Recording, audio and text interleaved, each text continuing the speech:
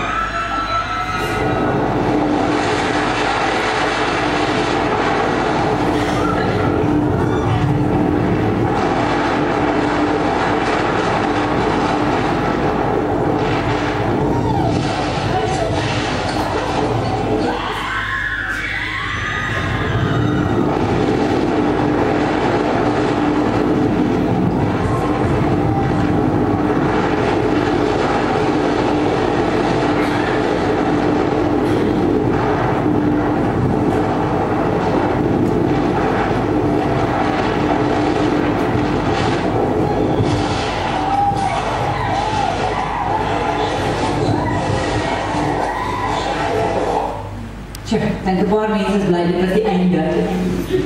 Goed, net so 'n bietjie nuuskierigheid. Wie van julle wil nadat julle hierdie insetsel gesien het, wil graag op 'n rollercoaster gaan ry? Handel. Wie van julle voel maar? Weet jy, dit so helfte is nie. Goed, ek weet wat die Afrikaans is van 'n rollercoaster. Ek sê baie bang, julle weet nie wat die Afrikaans van 'n rollercoaster is. 'n wipbaantjie. So ek sal, as ek nou van 'n wipbaantjie praat, vandag sal julle mooi weet wat ek bedoel. Nou hierdie een is spesifiek een van die vreesaanjaendste wipbaantjie ritte wat daar seker is. En ek dink vir my persoonlik gaan jy nie lewendig of dood op so spesifieke een kry. Maar ja, mense wat mal is oor sulke vinnige wipbaantjie, dit is daai spoed. Hulle is mal oor om teen daai geweldige vinnige spoed te beweeg en is mal oor daai gevoel van gewigloosheid en dan daai vry val. Nou, ek dink maak nie saak hoe mal jy daaroor is, ek voel baie jy daarvan hou nie. Dink ek nie, daar's een van julle wat ek daarvan hou wat graag elke dag, die hele dag op so 'n ding sal wil ry nie. Jy sal miskien na 'n pretpark gaan en jy sal ry, maar naderhand is dit nou genoeg. Maar jy wil nie elke dag, die hele tyd, hierdie gevoel beleef nie. Al maak nie saak hoe mal jy daaroor is nie. Nou, om die waarheid te sê, daar's ook ander plekke in die lewe wat 'n mens alles behalwe hierdie gevoel wat 'n mens nou hier gesien het ook wel ervaar. Baie ander plekke in die lewe, en ek kan aan een so plek dink is byvoorbeeld as 'n mens in 'n vliegtuig vlieg. Dan dink ek nie, al is jy lief vir witwaantjies, dan dink ek ook nie jy wil hierdie teen 'n geweldige spoed op en afval nie, of daai gevoel van gewigloosheid ervaar nie, of 'n gevoel van vryval nie, stem julle saam. Maar wat van die lewe? As jy nou op pretpark toe gaan, dan is daar gewoonlik 'n keuse. Jy kan kies of jy op so 'n witwaantjie rit wil ry met hierdie hoogtes en laagtes en skerp draai en geweldige spoed. Of jy kan kies, jy wil miskien meer die treintjie rit, is dalk meer vir jou. Dat jy dalk meer op jou pas, kan jy rustig op hierdie treintjie, kan jy deur die pretpark ry en alles gaan verkeer. Maar wat van as die lewe so was? 'n lewe wat lyk soos 'n rollercoaster, 'n witwaantjie, of een wat lyk soos 'n treintjie. Ek raai. Ek dink as ek 'n raai moet vat vandag, dan moet ek sê, al is jy 'n adrenaline junkie en al het jou hand nou opgegaan, dan sal ek raai dat as jy moes kies tussen die op en die af van 'n rollercoaster of die gelykmatige van 'n treintjie wanneer dit by jou lewe kom. Dis ek reg, ek sien meeste van ons sal die treintjie wil eerder maar kies. Maar ongelukkig weet ons natuurlik almal dit werk nie. Dis werk nie so nie. Al maak ons 'n keuse wat sal help dat ons lewe redelik gelykmatig sal verloop, is ons lewe nie altyd so kalm en plat nie. En ek raai ook dat as meeste van ons vanoggend ons lewens sou moes karakteriseer en sê, my lewe is meer soos die of daai, is my lewe meer soos 'n treintjie rit, of is my lewe meer soos die witwaantjie. Dan dink ek, miskien sal meeste van ons sê ons lewens is, as ons terugkyk, is meer die witwaantjie effek. En daarom dink ek dat die deel van die storie wat ons nou vanoggend gaan kyk, ons almal redelik by die aanklank sal kan vind. Nou as jy 'n kopie het van jou storie vandag, dan gaan ons blaai na hoofstuk 3 toe. Ons gaan die gedeelte lees wat begin by hoofstuk 3. Of die van julle wat julle Bybels hierso het vanoggend, ons gaan daarso begin werk saam by Genesis 37 tot 50. Nou soos julle hoor, dit is nogal 'n redelike 'n stuk wat ons gaan moet dek vanoggend. En net so vinnige hersiening van wat weet ons van die storie tot hier toe. Wat ons weet van die storie, ons het begin en ons het mekaar gesê, God het die hemel en die aarde gemaak. En hy het 'n visie gehad. En sy hele bedoeling van die skepping, hoekom hy alles gemaak het, sy bedoeling was dat hy die perfekte verhouding met die mens wou hê. Dit was sy plan. En sy passie van die skepping wat hy maak is jou en my, is ons. Maar dan kom Adam en Eva op die toneel en as gevolg van die sonde dat hulle teen die wil van God kies, kom sonde in die wêreld in wat hulle skei van God. En die gevolg daarvan is dat die sondige natuur word van daar af in die geestelike DNA van die hele mensdom ingedeponeer. En dan sien ons dat van daai moment af verander die storie. En die hele storie van daar af gaan als oor God se plan om ons terug te kry. Die hele storie van daar is God se plan om ons terug te kry. En dan lees ons, as ons nou terugdink aan laasweek, dan lees ons dat God 'n nasie begin. En sy plan is om 'n nasie te begin, en wat hy met hierdie nasie beoog, is om homself weer hierdie nasie te openbaar. En om sy plan te openbaar. En dan kom ons agter dat, ons weet nou eintlik al in ons agterkop, dat uit hierdie nasie beplan God, dat die Messias, die verlosser, gebore sou word. En dan laasweek het julle geleer dat hy 2 vreeslik onwaarskynlike mense kies om hierdie nasie te begin.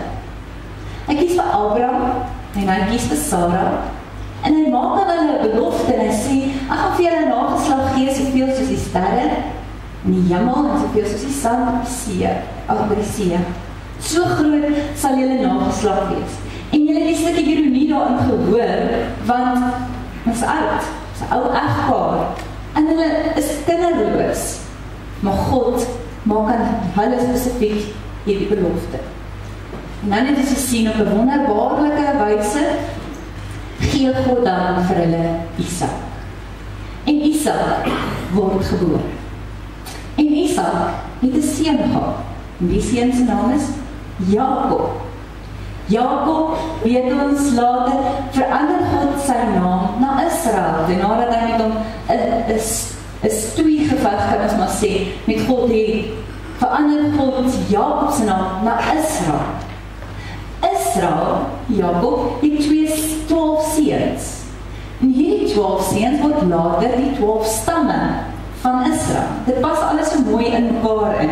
Die legkaart, stukkies wat ons laasweek van gehoor het, kom so een, kom hulle almal by mekaar. So die 12 seuns wat later die 12 stamme van Israel sou word, en dan een van daai seuns se naam is Josef. Josef is die seun van Jakob. So die storie waaroor ons vandag gesels is Josef, wat die seun is van Jakob, die kleinseun van Isak en die agterkleinkind van Abraham. Miskien het ons nooit eers so gedink dat die familielyn so strek nie. Nou hier begin ons by hoofstuk 3 vandag. En ons tema is die aap is uit die mou gelaat, is hierdie wit baantjie rit van die lewe. Die awe en opper van die lewe saam met God. Nou ek is seker, dat as Josef die kans gehad het om te kies.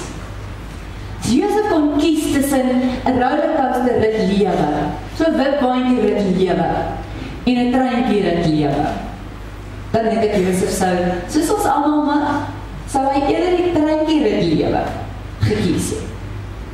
Maar ons sien dat die storie van sy lewe nie vir hom so uitwerk nie. Ons sien dat Josef se lewe goed begin. As ons nou kyk na die einde van hoofstuk 2, daar aan die einde, of Genesis 37 vers 3, dan lees ons dat Josef was sy pa se oogappel. Nou ek sal baie graag aanbeveel, daar's baie dinge wat ons uit die storie uit kan leer. Daar's baie dinge wat ons uit die lewe van Jakob kan leer, maar daar is nou een ding wat ons miskien nie by hom leer, en dit is sy ouerskapstyl. Want almal van ons, weet jy, is nie veronderstel om een van jou kinders voor te dra.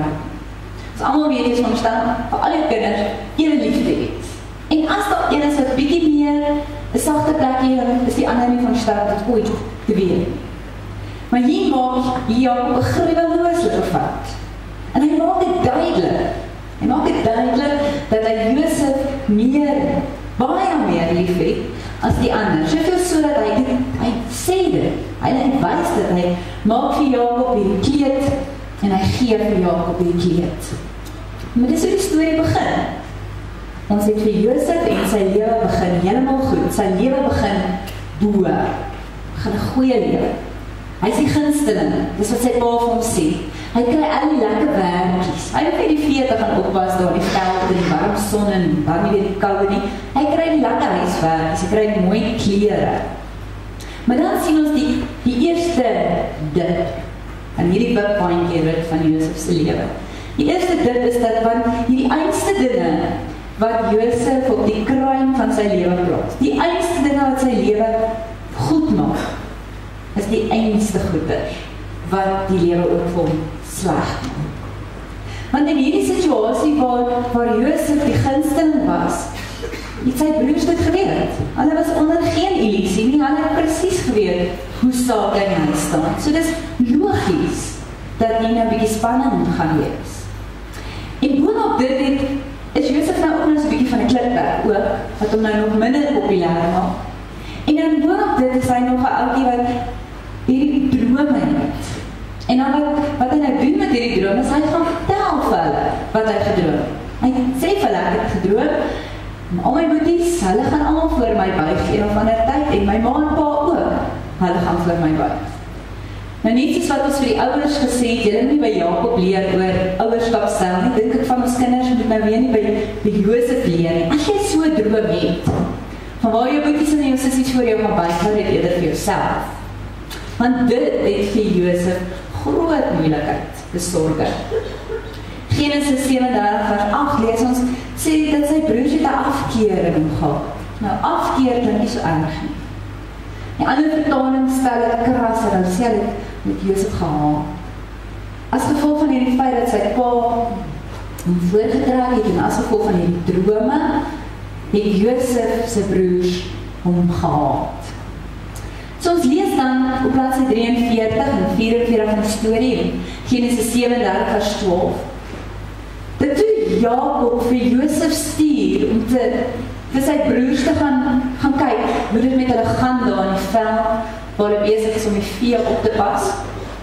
En lees ons dat toe Jakob toe Josef so eind aankom, en sy broers sien hom, toe begin hulle plannetjies maak. En hulle begin planne maak om van hom te slaughter. En hulle besluit, hulle gaan hom doodmaak. En weet nie hoe hulle dit gaan verklaar nie, as hy in 'n put geval of iets baie slegs het met hom gebeur, maar van hom wil hulle nou genoeg gehad. Wanneer uiteindelik dan na hulle kom, dan maak hulle hom nie dood nie, maar hulle verkoop hom as 'n slaaf. En nadat hulle van hom ontslae raak, moet hulle nou op een of ander manier hierdie feit dat hulle nou hom verkoop het, moet hulle toesmeer. En stel dat hulle Josef se kleed vat en hulle druk hom in 'n dier se bloed en hulle vat dit dan terug na sy pa toe, na Jakob toe, en Jakob maak dan die logiese gevolgtrekking dat 'n wilde dier sy kind verskeur het. En Jakob dink natuurlik, dis die einde, sy liefling seun is dood. En hy treur oor sy kind. Josef word uiteindelik aan 'n Egiptiese kaptein met die naam Potifar verkoop. En so beland hy in Egipte. Nou goed, behalwe dat ons vir julle 'n bietjie teologie wil leer met hierdie storie, wil ons ook so 'n bietjie geografie. So blaai net na die begin van julle stories toe, daar het julle nou al laasweek, het julle nou al 'n lyn getrek waar ons begin het. Ons sê ons aanvanklike eerste Sondag het ons begin tussen die Tigris en die Eufraat, ons in die tuin van Eden was. En toe beweeg ons op daar na Assirië toe, daar sien julle die ark, daar is waar die ark op Ararat geëindig het. En toe het ons afbeweeg, onthou julle, met Abraham wat uitgetrek het, af, en uiteindelik het julle geëindig laasweek in Jerusalem, die vandagse Jerusalem. En julle daai verband getrek tussen daar waar Abraham vir Isak moes offer en waar uiteindelik God sy seun geoffer het. Maar goed, dan vandag beweeg ons aan. Uit Jerusalem uit beweeg ons om dat onder waar die streep is, beweeg ons omtrent daar na Nof toe, die moderne Memphis. Ons is in Egipte. En Josef beland nou in Egipte, so is daar nogal 'n hele etiese trek waar hulle nou is. Maar dis nie net Josef wat daar beland nie, luister mooi, julle moet dit onthou van nou. Is nie net Josef wat daar beland nie, maar later sal ons sien dat natuurlik Josef se hele familie beland in Egipte. Ons gaan nou sien hoe mooi werk dit uit deel van God se plan. So, Josef gaan van hierbo, van die gunsteling seun in die beloofde land, onthou nou, daar Jerusalem as beloofde land. So, Josef gaan van die gunsteling seun in die beloofde land, en dan gaan hy af. Rollercoaster af, dan word hy 'n slaaf in 'n vreemde land. En ek dink, dis nogal 'n redelik groot ding wat hy slaan. En daar kry ons eerste af. Van waar Josef bo begin het met sy lewe, hier slaat hy sy eerste ding. Nou onthou nou net bietjie hierdie dysfunksionele familie. Ons het die donderdag in die Bybelstudie ook gesê, dis nogal 'n woord wat nogal uitspring na mense, die woord dysfunksioneel. Dis 'n dysfunksionele familie, hierdie van Jakob en die boeties. Van dink net wie is hulle regtig? Mens broers wat nou van hulle ander broer ontslae raak, soveel so dat hulle hom wil doodmaak. 'n Pa wat 'n gunsteling het en regtig vir die ander sê en sê, hierdie is my gunsteling en die res van julle, wat kom julle, maar hierdie is die appel van my oog. En al hierdie goed wat dan gelyk aangaan. Maar die wonder is dat God hierdie dysfunksionele familie is die presiese familie wat God gebruik om sy nasie te bou. Dit is die die familie, wat hy sy nasie wil bou en uiteindelik homself wil openbaar, sy plan en uiteindelik uit wie Messias gebore sal word. Nou begin die volgende fase in Josef se lewe. Dit begin in Genesis 39 vers 2, wat sy 45 van die storie. Dit begin met die woorde, Jesus so een keer in die bladsy in. Die Here was met Moses. Josef, ek gaan weer die mekaar op die twee. Die Here was met Josef. Jy kan dit onderstreep, of jy kan net 'n knoop in jou oor maak, want dit is 'n baie belangrike stelling wat hier gemaak word. Die Here was met Josef. Net so alles verlore lyk vir Josef. Hier is ons, en die Here was by hom. En die Here het hom geseën, so hy was voorspoedig. Soveel so dat Potifar sien dat alles wat Josef doen is voorspoedig. En hy besluit, hy gaan vir Josef aan die hoof stel van sy hele huishouding en uiteindelik ook van al sy besigheidsake word hy aangestel as die hoof daarvan. En dit gaan goed met hy is boe. Van waar hy onder was, kan ons weer 'n streep in Josef se lewe trek en ons sien, hier gaan dit weer op. Hy is nou wel 'n slaaf, maar hy is nie so erg nie, want hy is in Potifar se huis en daar kry hy alleen die voordele. Hy is in 'n ereposisie word hy aangestel. Maar dan neem die storie weer 'n slegte wending. En dis amper hierso, as mens lees, dan is daar eintlik ouderdomsbeperking hiervan toepassing. As dit nou op TV was, sou daar gestaan ek SLV, slegte lisensiehouers. Ons lees Josef was fris gebou en mooi. Hy was baie aantreklik. So wat doen Potifar se vrou, sy is ook nou nie blind nie. So sy begin 'n bietjie ongewenste toenadering soek tot Josef. Wanneer hy haar weerstaan, maak sy hierdie valse beskuldigings van verkrachting. So wat doen Potifar? Gooi Josef in die tronk. So net die dinge begin mooi goed lyk vir Josef. Toe word hy valslik beskuldig van 'n misdaad wat hy nie gepleeg nie. En daar het ons weer, hier is ons weer in die vallei. Ons was bo, dis ons onder, dis ons bo, en nou is ons weer onder. Maar kyk weer, as 'n mens kyk na Genesis 39 vers 21 of op bladsy 46 as ons omblaai, dan sien ons weer dieselfde woorde wat daar staan. Terwyl Josef daar in die tronk was die Here by hom. Was die Here by hom. Kom jy nou agter, hier is 'n tema, hier is 'n gemeenskaplikheid. Die Here was by hom. Die Here was by hom toe hy slaaf was, die Here was by hom toe hy in die tronk was. En weer eens dan sien ons dat Josef deur die krag van God bou hy weer eens 'n goeie reputasie op. Soveel so dat die tronkbewaarder dit raak sien en dat hy net soos Potifar stel hy hom aan oor die hele tronk. Hy is die hoofsomme nou van die tronk. En dan sien ons dat terwyl hy ook in die tronk is, gee die Here vir hom die gawe om ook drome uit te lê. En ons sien dat saam met Josef in die tronk is daar twee ander gevangenes spesifiek, 'n bakker en 'n skinder.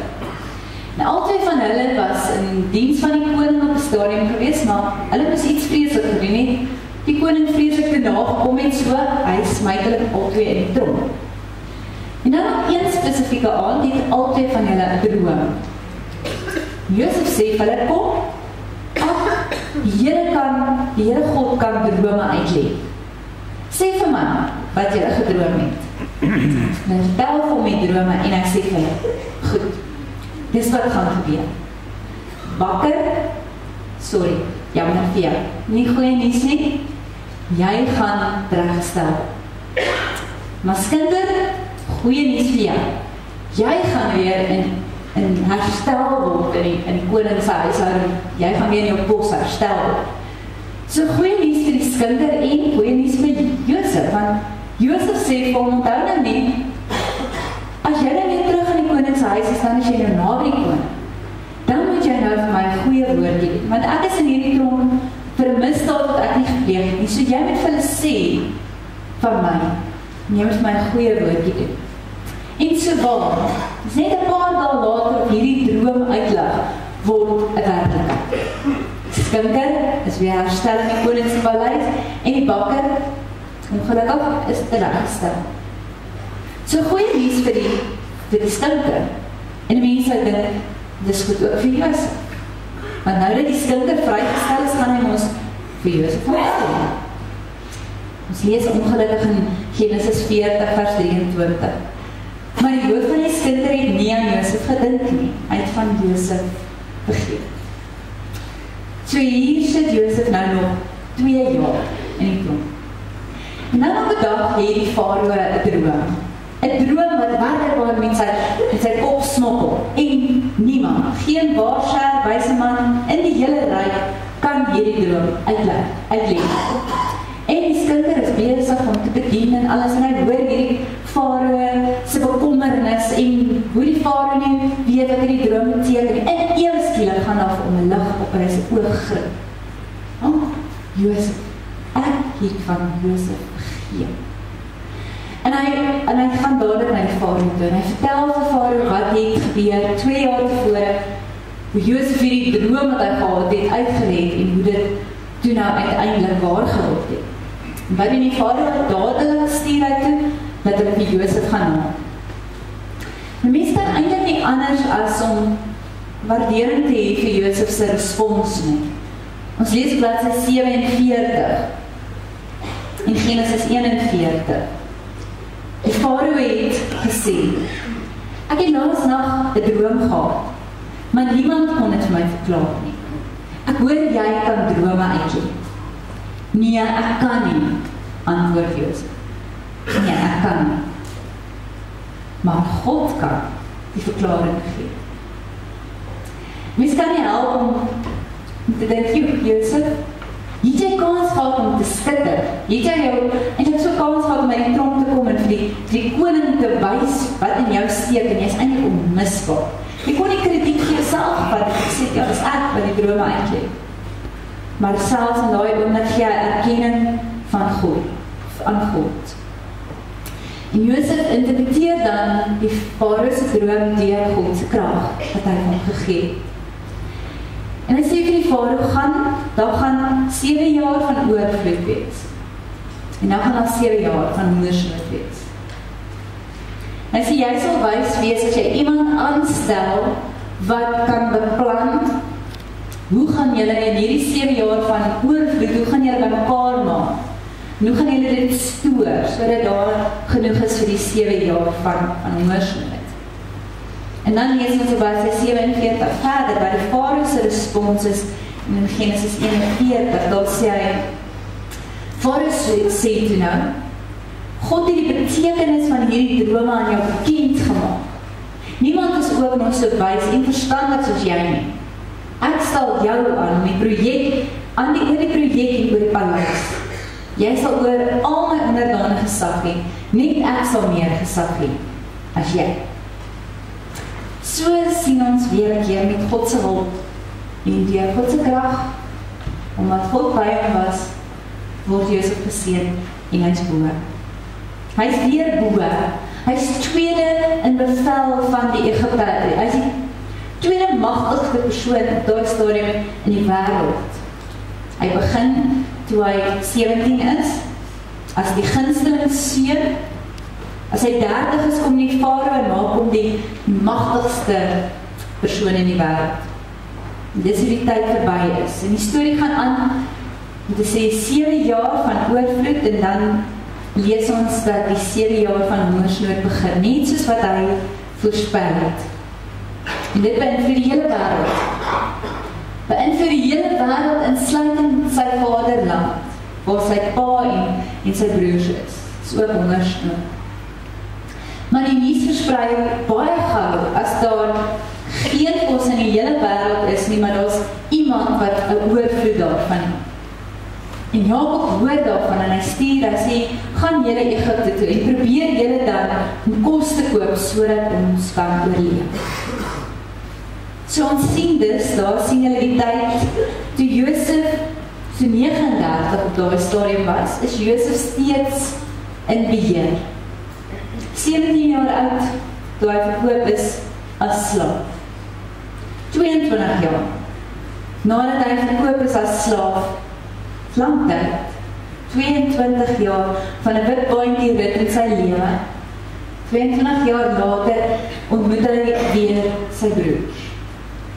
En ons lees in Genesis 42. Josef was in beheer van Egipte. En hy het self die graan aan die mense verkoop. Sy broers het dus na hom toe gegaan en diep voor hom gebuig. Heel eerste ding wat sy broers doen as hulle hom sien, is hulle buig. Hulle buig, net soos wat hy 22 jaar gelede gedroom het, hulle sou doen. Nou, hulle herken nou nie vir Josef nie. Want hy het nou Egiptiese klere aan en hy is gegrimeer. So hulle herken nie vir Josef nie, maar hy herken hulle dadelik. As jy Josef was, en jy staan hier op die kruin van die lewe, jy is 39, die tweede magtigste persoon in die wêreld.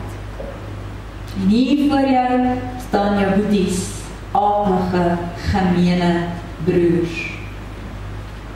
En jy kyk terug op jou lewe en jy sien, sjoe, kyk wat het gebeur toe hulle my verkoop het 22 jaar gelede. Wat ek alles moes deurgaan in my lewe, al die op en af van my lewe, hierdie wit baantjie rit van my lewe.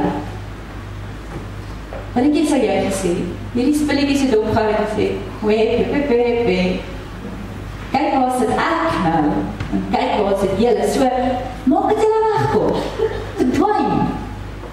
Die laaste ding wat ek gaan doen is vir julle kos gee. Maar ons sien, dit is nie wat hy doen nie. Hy sit hulle deur 'n paar toetse. En ons sien dat elke keer wanneer hy hulle iets gee om te doen, dan moet hy eers onttrek.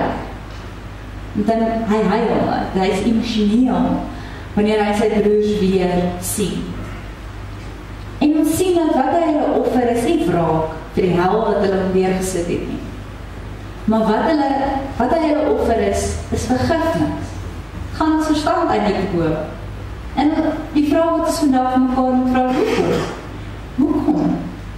Hy was gou om hulle te vergewe. Ek sou dit dalk nog baie langer uitgereik het hulle marteling. Maar hy was gou. Hy was gou om hulle te vergewe, na hierdie wit baantjie rit van sy lewe. En dis hulle wat dit aan die gang gesit het. Hulle was die oorsaak. Hulle het begin. Hoekom nadat hulle dit aan die gang gesit het, was hy bereid om so vinnig te vergewe? Nou, als wat hy deur is, hierdie oppe en die awe en die oppe en die awe, hoekom wou hy sy broers vergewe? Wat ons lees, as ons hierdie verhaal gaan lees, dan sien ons wat ons ontdek, is dat Josef iets verstaan het van God se storie. Josef het iets verstaan van God se storie, wat hom toegelaat het om al hierdie op en awe op 'n ander manier te sien. Josef het verstaan dat God selfs in die moeilike, in die slegte tye in 'n mens se lewe aan die werk is. In elke detail van ons lewe besig om alles ten goeie te laat uitwerk, om sy doel te bereik. Dit is op die skerm, ek lees dit weer, want het is so belangrik dat ons dit moet kan snap. Selfs in moeilike en in slegte tye is God aan die werk, midde in die detail van ons lewe, besig om alles ten goeie te laat lewe, om sy doel te bereik. Want hoor wat is Josef se respons as hy homself bekend maak. Ons lees dit op bladsy 53, net 'n bietjie verder. En in Genesis 45, vers 5 en 8. Lees ons daar staan, Maar julle moet nou nie sleg voel, bang wees omdat julle my verkoop het nie, want God het my voor julle uitgestuur om lewens te red. Dit is nou maar die 2de jaar van hongersnood in die land. Daarom lê nog 5 jaar voor, waarin daar nie geploeg of geoes sal word nie. God het my voor julle uitgestuur om vir julle oorblyfsel in die land te laat oorbly, om julle aan die lewe te hou, sodat baie aan die dood sal omkom. Dis nie julle wat my hierheen gestuur het nie, maar God. Hy het my laat aanstel as die Farao se raadgewer en as bevelhebber oor sy huis en as regerder oor die hele Egipte. Hoor 'n bietjie wat sê Josef hier 3 keer in hierdie paar verse. 3 keer sê hy dat God ek hom na Egipte toe gestuur. Dit was nie julle wat my hierheen laat kom het nie, maar God. En Josef het dit gesien. En hy die groter prentjie. Hy kon terugstaan en kyk na sy lewe en hy kon sien hoe sy lewe inpas in God se prentjie. So hy kon die groter prentjie kon hy sien. Hy kon sien wat die Here is besig om 'n nasie te bou. Nou Abraham, Isak, Jakob. En nou Jakobs 12 seuns. En daardie nasie, dink nou mooi aan die logiesheid van die hele storie. As Josef saam met sy broers daar in Kanaan agtergebly, dan sou hulle 10 teen 1 die hele familie, die hele gesin, doodgegaan het van die honger. Wat sou dan word van God se nasie wat hy wil bou? So, God was besig om hierdie nasie te bou en hy het Josef gebruik vir hulle redding. En hy het Josef gekies om deel te wees van sy plan dat hulle nie omkom nie. En dit was vir my baie interessant, ek het dit nie voorheen so besef nie, om te sien hoe God se beplanning net weer eens meesterlik werk. Onthou nou, hulle het nou mooi verduidelik, is dat Jakob en sy gesin is hier in Kanaan, en ons weet Kanaan is die beloofde land. Maar hulle is maar 'n handjievol nou. Dis maar Jakob en sy 11 seuns, en God wil 'n nasie bou, so hoe gaan hy dit doen? Hulle sal moet trou met ander om die nasie voor te sit. Maar God wil hulle nie in Kanaan hou nie, want wat is in Kanaan? Heidene. God wil hulle nie in Kanaan laat bly nie, want dan gaan hulle ondertrou met die klomp Kanaanietiese heidense vroue. En God wil dit nie, hy wil sy kinders suiwer hou, kan ek sê. So daarom was hierdie hele ding en hongersnood is deel van God se plan. Want deur die hongersnood moes Jakob en sy familie dan uiteindelik deur Josef in Egipte beland. Want in Egipte kon hierdie nasie van God vermeerder. Hoekom? Want die Egiptenare sou nooit met die Israeliete trou nie. Hulle sou nie ondertrou nie, want dit was benede die Egiptenare om met herders te trou. Het julle dit al ooit so raak gesien? Dat God werk weer meester om sy volk behoue te laat bly, deur hongersnood, deur Josef se op en afs, bewerk hy dit dat sy nasie kan groei en vermenigvuldig. Waar doen hulle dit? In Egipte. Ons gaan nou weer daarby. Ons lees in Genesis 50, vers 20 en bladsy 56, nog 'n entjie aan, amper op die einde, sê Josef, julle wil my kwaad aandoen, maar God wou daarmee goed doen. Hy het gesorg dat 'n groot volk nou in die lewe gebly. Jy sien selfs in die slegste tye van die witpaadjie rit, kon Josef terugkyk en hy kon sien, maar God is besig. God is aan die werk. En selfs in die rowwe tye, selfs toe dit regtig met hom sleg gegaan het, kon Josef verstaan dat God is besig om sy storie, God se storie, te skryf. En nou as ek eerlik moet wees, weet ek nou nie of Josef dit hier, of hier, of hier, of hier, of hier besef het. Maar ek is seker Josef het dit op die einde, toe hy weer boer is, toe hy dit besef. Toe kon hy terugkyk en hy kon sien hoe God besig is. Hy kon terugkyk en hy kon sien wat die Here gedoen het. En hy was getrou. En Josef kon sien dat hierdie is God se prentjie. Hierdie is God se plan. Maar dit is mekaar sê, maar God is nie die oorsaak van die sonde en die slegte dinge in Josef se lewe nie. God het nie dat Josef se broer sondig nie. God het nie dat Josef se broer hom verkoop nie. God het nie gemaak dat Potifar se vrou 'n valse verklaring teen hom aflê nie. God veroorsaak nie sonde nie.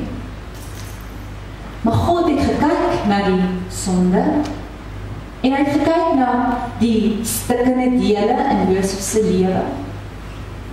En hy kon al die foute wat sy familie en die wat naby aan hom is, het hy gesien. En hy het so gekyk en seker gesê, ek kan met dit werk. Ek kan met dit werk. Al daardie sonde, foute, mislukkings, lyding en swaar kry, God vat dit alles. En hy sê, ek kan met dit werk. My vat, God is groot genoeg om deur al die moeilikheid, die swaar kry van Josef se lewe te werk en uiteindelik sy doel te bereik. God het iemand nodig gehad om sy nasie van 'n wêreldwye hongersnood te red. En hy kies vir Josef. En hy vat al die stukkende dele en hy sit dit bymekaar en dit werk uiteindelik uit deel van sy meestersplan. Sy meesterstuk. As jy in jou familie gaan sit en jy lees weer hierdie verhaal van Josef saam, dis 'n meesterstuk, 'n meesterplan. Dis pragtig. God se doel is vervul. En Josef se 22 jaar van witwaantjie lewe het God se nasie die kans gegee om te vermenigvuldig. Dis so mooi. Jakob en sy familie kom in Egipte aan met 70. En ons weet, op 'n punt is hulle oor 'n miljoen. Oor 'n miljoen van 70. En toe Josef lees ons 'n ou man was, ons lees hy het so 110 jaar geword, hoogtepunt van sy lewe, sien, lees ons hy sy kleinkinders op sy knie, hy laat hulle hop, en hy kon terugkyk en hy kon sien, Josef kon sien hoe God in die oppe werklik werk, in die oppe en die awe van sy lewe, om alles ten goeie te laat werk en om sy doel te laat seëvier. Wat waar is van Josef se lewe is ook waar van jou en my lewe. As ons, miskien vanoggend meeste van ons lewe sou moes so uitplot vandag met strepe, dan dink ek is baie van ons lewe ook sulke op en af. Vanoggend is jy miskien bo, miskien is jy onder, miskien is jy tussen. Maar wat waar is van Josef se lewe is waar van jou lewe. En ons kry 'n belofte wat ons herbekragtig word. Hierdie waarheid word met 'n belofte herbekragtig vir ons in Romeine 8. Julle die klank daarvan al begin hoor. Bekende vers wat ons sê, ons weet dat God alle dinge ten goeie laat lewe, vir die wat hom liefhet, die wat volgens sy besluit geroep is. Ons het nou nie tyd om net by hierdie vers stil te staan, maar hierdie vers gee vir ons vanoggend leiding vir jou en my respons. Hoe gaan ons reageer op die boodskap vandag? En hierdie vers word dikwels misbruik. Dat ons baie keer in ons onderbewuste trek ons hier 'n lyn.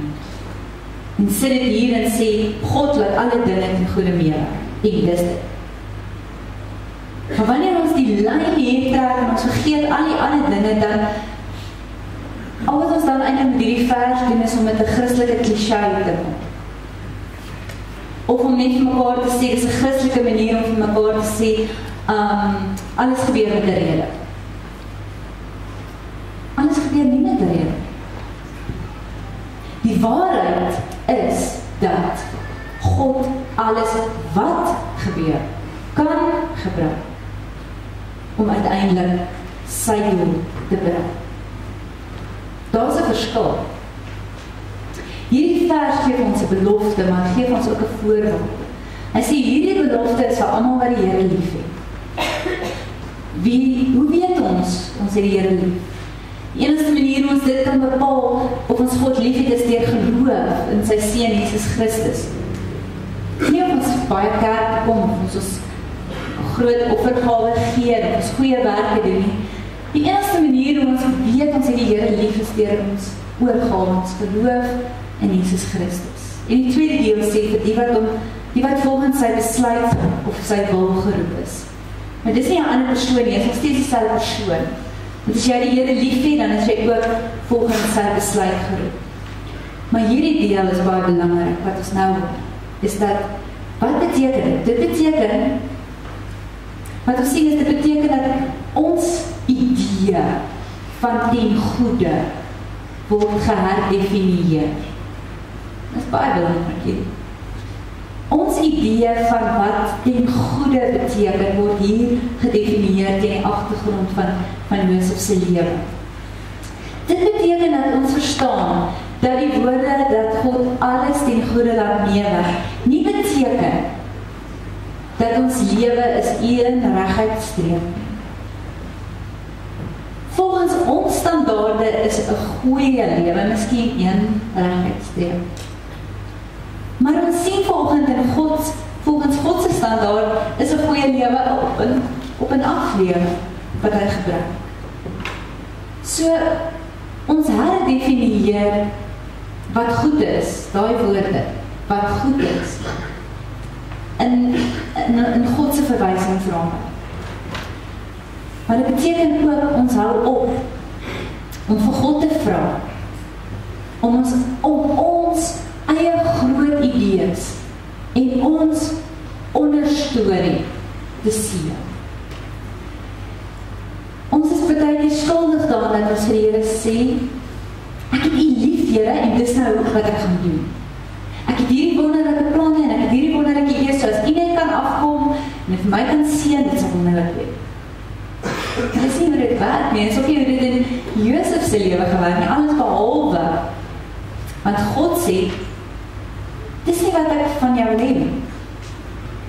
Ek wil nie jou doel laat vervul word deur my krag nie. Ek wil my doel laat vervul word deur my krag, deur jou. Dis hoe dit werk. Wat ons doen is, ons moet onsself heroriënteer. En ons moet vergeet van ons eie doel en ons eie idee van wat goed is. En ons moet fokus op die God-storie. Die ewige storie van God se verlossing. En ons moet mekaar sê, dat in plaas van dat ons dinge wil doen op ons manier, sê ons wil dit doen op sy manier, God se manier. En daar is 'n groot verskil. Om terug te staan soos 'n Josef en te kan sê, maar ek sien hoe ek inpas in God se storie. Hoe ek deel is van God se storie. Hoe my awe en oppe deel raak van God se storie. Hoe hy al my oppe en awe kan vat, die goede kan laat meewerk en sy doel kan bereik. Ek kan terugstaan en ek kan sien dat God moet nie by my storie inpas nie, maar ek moet by God se storie inpas. En ons het hierdie week oor 'n koppie koffie so lekker met iemand gesels, wat met 'n blink in haar oë hierdie vertel het, dat sy hierdie ding gesnap het. En dat sy die vorige aand, terwyl sy besig was om voor te berei vir oggend, en sy so gelees het sy vir die eerste keer hierdie aha, is dit waar? En dit sy dit nie aha genoem nie, maar my woord gebruik sy gesê, bingo. Moes ek 77 jaar oud word om dit te verstaan, hoe ek met my onderstoot inpas in God se woeste. Dat God ons wil gebruik in sy storie, en dat ons storie moet deel raak van God se storie. En dan kan ons almal terugkyk oor jou lewe, oor die witwaantjie rit van jou lewe en sê, ek het dit. En dit is 'n groot oorwinning in Jesus wat 'n mens het as 'n mens by daai punt, dat ons elkeen in ons lewe sal kom as ons nog nie daar is om te sê, aha, ek het dit. Ek sien my storie inpas in God se storie.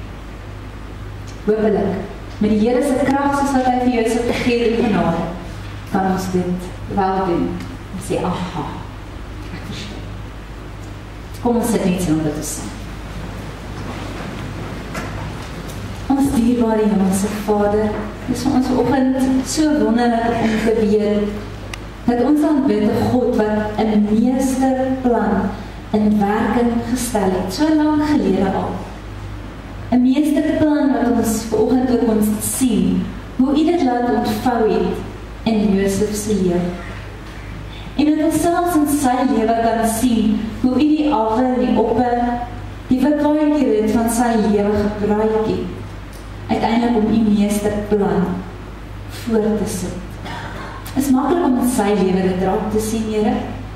Soms is dit vir ons moeilik om na ons eie lewe, oor ons eie lewe terug te kyk, en ook oor die awe en die oppe raak te sien dat dit deel is van U plan. Here, help ons tog, dat ons 'n treetjie terug sal neem. Gee vir ons die geestes oor vanoggend, om raak te sien hoe al die oppe en awe in ons lewe deel vorm van U meesterplan. Hoe U dit alles gebruik ten goeie om U eer en U doel te bereik. En dankie dat ons ook vanoggend, al gaan ons deur moeilike tye en slegte tye, wat gewis is, Here, dat ons deur dit alles kan sien. Ek kan sien hoe die Here in dit alles, in die fynste deelteltjie aan die werk is. Maar die belangrikste van alles wat ek vanoggend kan raak sien, is soos wat U gesê het in Josef se lewe. Die Here was by Josef. Mag ons elkeen vanoggend dit oor ons eie lewe kan uitdruk.